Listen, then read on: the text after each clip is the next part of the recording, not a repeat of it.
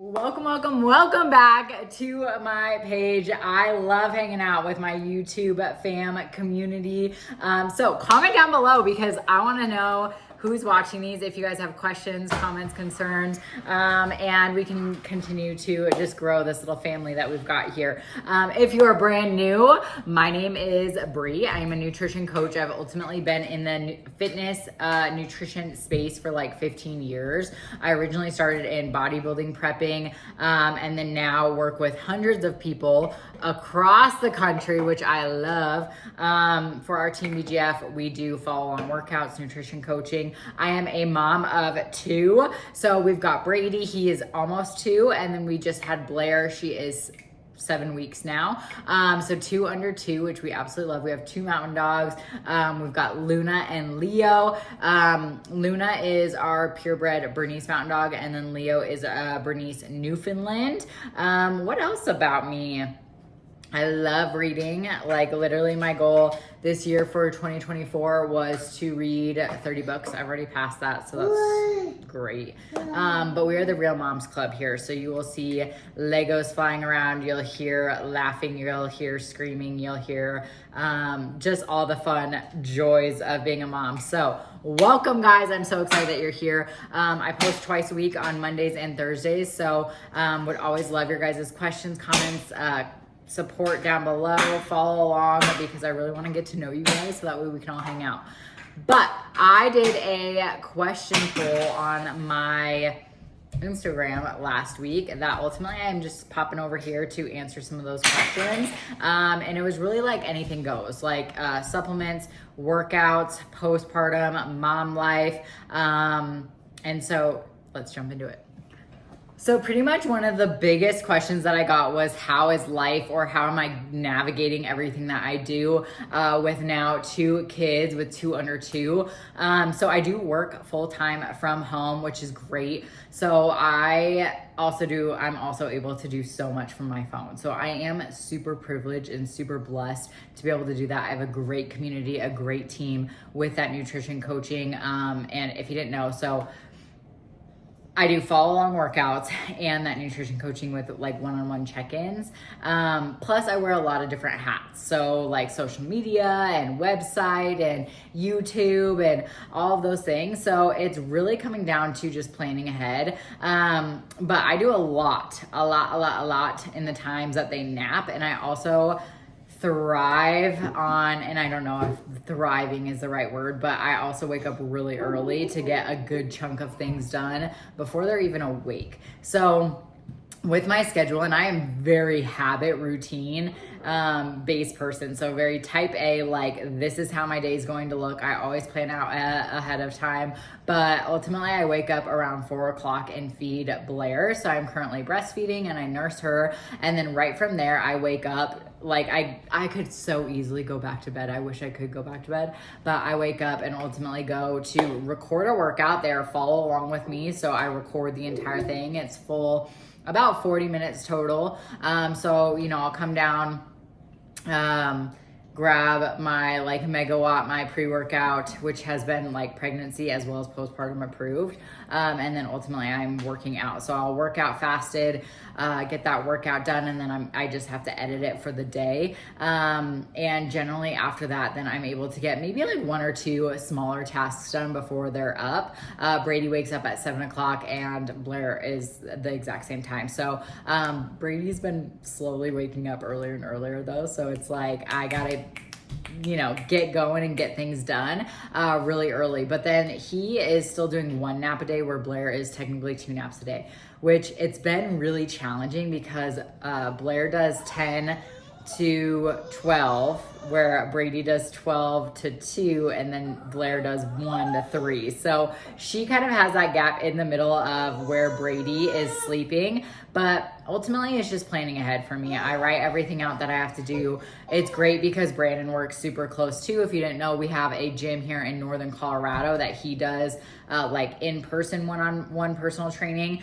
So it's great. Like if he doesn't have a client and I have something really important, generally he can find someone to kind of cover over there at the gym and he can come hang out with me. But we plan so much ahead. And then luckily, like I said, I'm able to do so much on my phone. So if you are someone at home who has 2 kids working on, maybe coming up with a side gig or something along those lines, just, take time to write out your daily tasks of, Real Moms Club, your daily tasks of what you need to get done, and then kind of plan from there. What are things that you have to do when they are sleeping? Like, I don't know. For me, it's my one-on-one check-ins. Like, those are my most important things of the day. So I will absolutely do that when they are sleeping. And then there are different tasks that I can kind of do while they're awake, such as, recording a video or, making a recipe or posting on my Instagram or something along those lines to help. Don't get rid of our questions, mister. So that's kind of where I started when he was born. I just sat there and thought, like, these are my must-dos while he is sleeping. And then, from there, kind of managing the other things and seeing where they're at. Okay, second question is favorite apparel or favorite. I got favorite apparel and then I got favorite leggings. So I was just going to go into, they're pretty much the same for working out. So obviously I am affiliated with First Form, and they're pretty much the only apparel that I wear just because I truly, truly love it for so much. I've been working with them since, I've been taking them since 2018, and then really, really working with them since 2020 COVID. But their apparel is just getting better and better. So if you're specifically looking for leggings, the Essential leggings and the Element leggings are my top 2 must-haves. And the reason for that being is they're very, very different. So if you're looking for leggings, specifically the Element leggings, these are like tight, compressive, like they are not going anywhere. They are going to make you look like freaking Elastigirl with the longest legs and the tightest waist, and it's going to look like they're not going anywhere. Now, the Essential leggings are very like Lululemon-y dupe. They are comfy, they are cozy, they are stretchy, and very, very soft. So if you're looking for leggings or apparel in general, that's my go-to. I'm wearing it right now. Some of their oversized tees, their sports bras are just to die for. They're super fitting, super cute. So those are the ones that I recommend.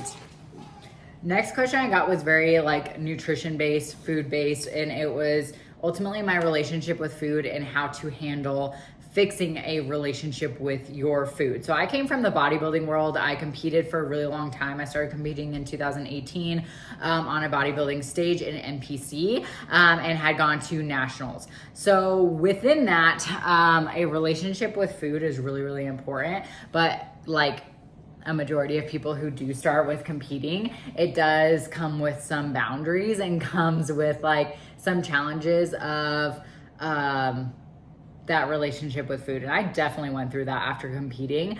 But if you are someone who is struggling with your relationship with food, ultimately, I recommend finding a coach to walk you through those steps hand in hand. Because I could give you all these tips in the world. However, if you don't have someone who's there to like help you and monitor you and make sure that like you are on the right page and implementing these things in a good way, then it's going to be really challenging. So I'm always here to help, of course, but finding like a partner in crime ultimately is going to be my first tip, because it's really challenging to manage your relationship with food if you're just doing it on your own. The next one would ultimately is to be tracking your macros. So if you're not doing that, I definitely recommend it. And realizing that your first biggest primary goal now is your relationship with food. So not necessarily working on being in a calorie deficit and losing body fat or gaining all this muscle mass. Like your primary goal should be to help your relationship with food. Now that being said, it would be ultimately start testing and implementing these small tips and tricks that you can put into your macros. So noticing and realizing that like foods that are triggering for you is not going to make or break any type of progress for you. So for instance, if you're noticing you're really struggling with like that all or nothing mindset, or you're someone who's like really beats yourself up if you have something like untracked or something that you know isn't the best option, is like start adding those things in small amounts, and you can track them. You can track them or do untracked days, and this is really why a coach is super beneficial, because you can go in and maybe do one of those meals every single week to realize that you are not going to go completely off the wall, and you're not going to see like tons of changes, or you're not going to gain 5 pounds of body fat because you went and had a burger and fries with your girlfriends. So having a coach would be my biggest recommendation. So that way we could do like weekly check-ins, or we could be like, okay, you know, track in maybe a mini Snickers or something along those lines within your food plan. So that way you can see and you can know that you can manage it with having small amounts of it, or with having untracked meals and noticing that those things aren't going to completely change or derail you in any way. So there are tons of different ways or different tips or different tricks that we can implement for you, specifically based off of the type of person that you are or what we need to add into your specific plan. So having a coach, if you're really struggling with your relationship with food, would be ultimately my biggest goal, or my biggest like suggestion for you. Okay, next question I got was, do you want more kids? So like I talked about at the beginning of this video, we have Brady, who is almost 2, which here he is. He wants to sit with me. He is almost 2. He's 21 months. And then we just had Blair, who is 6 weeks. Obviously, there's going to be a lot of time in between that. Brandon and I have discussed having 3. However, we totally feel like 3 is like where a lot of things have to change, right? Like, you most likely need a new car because of the car seat situation, and you may need a new house because you don't have, you know, the rooms. Like the financial side of things really change when I feel like you really pass that 2. So yes, we'd love like 3 or 4, but I'm really taking it like day by day, because I'm personally not ready to be done having children. Like I literally love the outcome. Pregnancy is not my favorite, but I love the outcome of it. And both Brandon and I kind of grew up with smaller families, so we'd love to experience a large family. 3 was our thought process to begin with, but there's Blair. But with that, I'm always worried about someone's going to be out. So if we have another boy, you know, they're going to be close, and then Blair will be by herself. If we had another girl, then he would be by himself. But you can't really pick either, like, what is it going to be? So even if you had 4 kids, it's going to be more challenging. So really up in the air. We'd love to have more kids, but it's, when the time comes, we'll probably have to have some deciding factors of financial, as well as where we're just at in life. I know that's kind of a cop-out answer, but that's where we're at. Okay, now we have Blair. So welcome back to the Real Moms Club, because you'll hear Brady running around. We've got Blair, the whole 9 yards. But next question was ultimately a 2-part question. It was all-time favorite book, what do you recommend? And then 2, saw you got Kindle Unlimited. Is it worth it? Not worth it? So all-time favorite book, hands down, would be Harry Potter's. Of course, I'm a huge Harry Potter fan. However, I feel like that's a total cop-out. It's just not fair answer. So I'm gonna go with one-off books. Literally, I could read Harry Potter over and over and over again all the time. But one-off books. I'm gonna go with 2 here because I couldn't decide. So the first one is Firefly Lanes by Kristen Hanna. All of her books are like to die for. Love them. They're all 5 stars. Like I've read multiple of them, but Firefly Lanes just has a very special place in my heart. Maybe it was the time that I read it. I'm not sure, but ultimately, if you are into books, like they're 2 best friends, they're growing up together, they were like childhood best friends, and they hit all the milestones together, and then ultimately go through a lot of just like growing pains, and it just pulls at my heartstrings every single time, and I just love it. I cried, I smiled, I laughed, I had all the emotions, and I read it about 10 years ago, and to to this day, it's still one of my all-time favorite books. Number 2 is The Last Letter. I just recently read this one by Rebecca Yarros, and she's the author of Fourth Wing, an amazing author, the way that she writes. But The Last Letter is ultimately more military-based.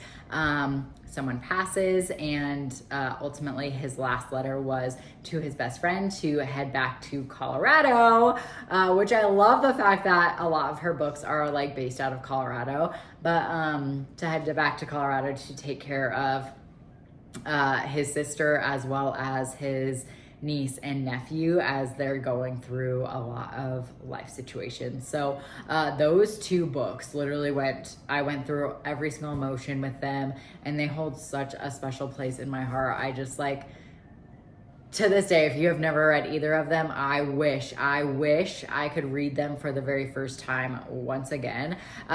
For the second question of that, Kindle Unlimited, highly recommend. Like, I am so mad that I waited so long to get Kindle Unlimited. It's like $12 a month, and they have thousands of books on there. And I am just whipping through them like crazy. I love it because I feed Blair at night. So a lot of the times it's just so easy to like turn my Kindle on to stay awake, so then it's both safe for me and baby, but to stay awake, and I just turn that Kindle Unlimited on and read the books that I'm going through, and they have so many different ones.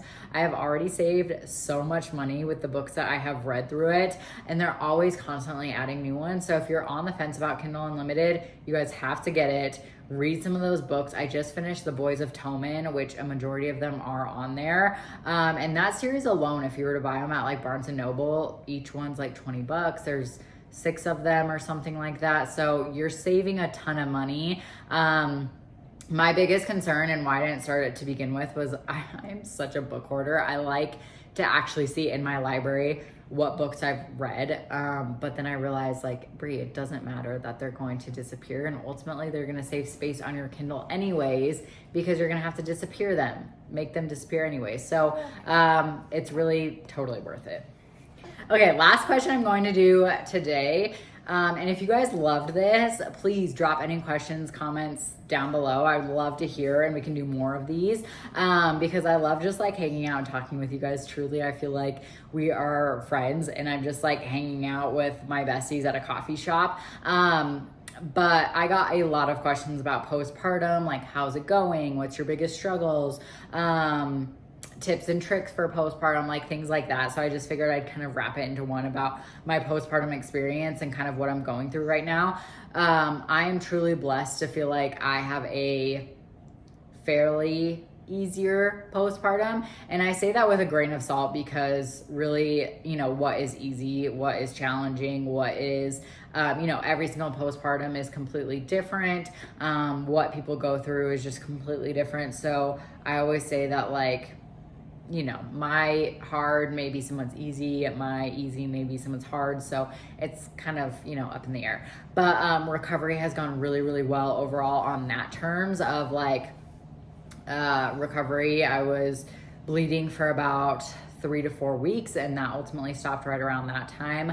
And then from there, I slowly added in like core workouts as well as some body workouts, boosting my way up until I was cleared. And then now I've been doing full on like dumbbell resistance training, all out workouts, which I absolutely love. I always say, listen to your body, talk to your doctor. But I started those breathing exercises and core exercises week 1. And I truly believe that my postpartum recovery started first trimester when I found out I was pregnant, and I started implementing so many different things to like strengthen my core, protect my pelvic floor. Wow, say that 6 times fast. And so I started like first trimester and making sure that I was getting ready for postpartum so I could still feel strong and good and have an easier recovery. So if you are thinking about getting pregnant or just getting pregnant, like, it is not too late to start thinking about your postpartum experience and strengthening those types of things and putting some like different, I guess, different, what's the term I'm trying to say? Different things into place to make sure that you are good and prepared and recovered a little bit easier. Now, again, every single person's experience is completely different. So I could sit here and say do all of these things, and you may still have struggles. You may still have tearing. Like, I'm just here to say that everyone's different, but I had a really good recovery physically. Now, with that being said, I also had very minimal postpartum depression. Again, what is a lot? What is minimal? I don't know. For me, I can kind of just make that like analogy that, did I go through phases of feeling sad? Did I go through phases of feeling, depressed? Like, what is that to each person individually? Yes, of course I did. Like, it's always going to be a challenge to implement someone new into your family or to completely change your routines and your habits and all of those things. So I think it's really important, moms, to talk about it, to make like your experience normal, and to, of course, like reach out for help. I talked a lot about these things with Brandon, and of course, it's been different since Blair and her being my second pregnancy. I feel like I just didn't know what to expect with Brady, so I felt like that time frame was a lot different and more challenging. And I felt like I knew going into it, like, hey, this is what to kind of expect. Now, one thing that I do really go through and struggle with is like intrusive thoughts. And I didn't even know that this was a thing with Brady. So moms, know that everything that you're experiencing is totally normal, and probably everyone else out there is going through the exact same thing, because I had no idea, and I was kind of nervous to bring it up because I thought it was weird. But really what that is like, I am such a planner. I am such a type A person, like I was talking about earlier, that I literally have a plan for everything. We could literally be sitting at a park, and in my mind, 50 different bad things could happen, and I am creating game plans of how to get my children out safely of those 50 things that could happen. We may be driving down the street and not even near water, but like in my mind, I'm creating a game plan of like, what would I do if the car started sinking and I need to get my kids out of the car seats? Like, it's crazy that like the thoughts that go in my mind. We have this staircase in our house, and I always grip onto them extra tight because I'm like, what if they start to squirm and, they slip out of my hands or something along those lines. So I've really dealt with that. And something that's really, really helped me is, one, journaling, but two, just focusing on the good. Like, hey, we are happy, we are healthy, we are together.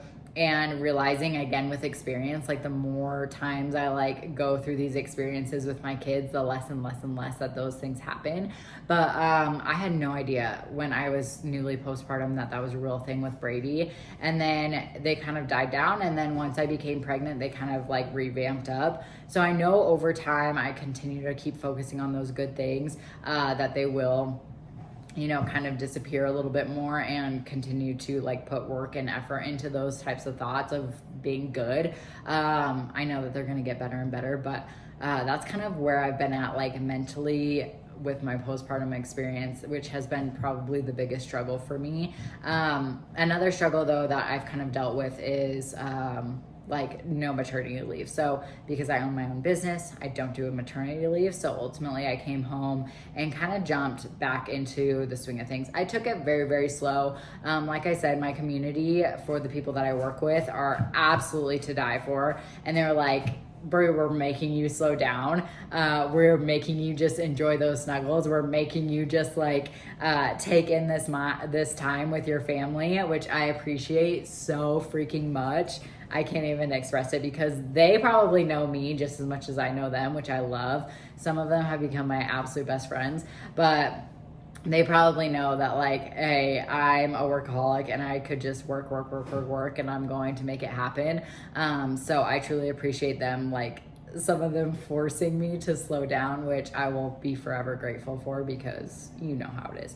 But I had a lot of fun, guys, with this Q&A. I know it was kind of all over the board, and this was only some of the questions. So of course, if you guys have more or liked this type of content, I guess, please let me know and I'll keep you guys posted and have more of them. But as always, like, comment, subscribe. I would love to meet my fellow mamas down below, or just my fellow like family members from the YouTube community, because I'm really trying to build this community up. So I want to hear from you guys.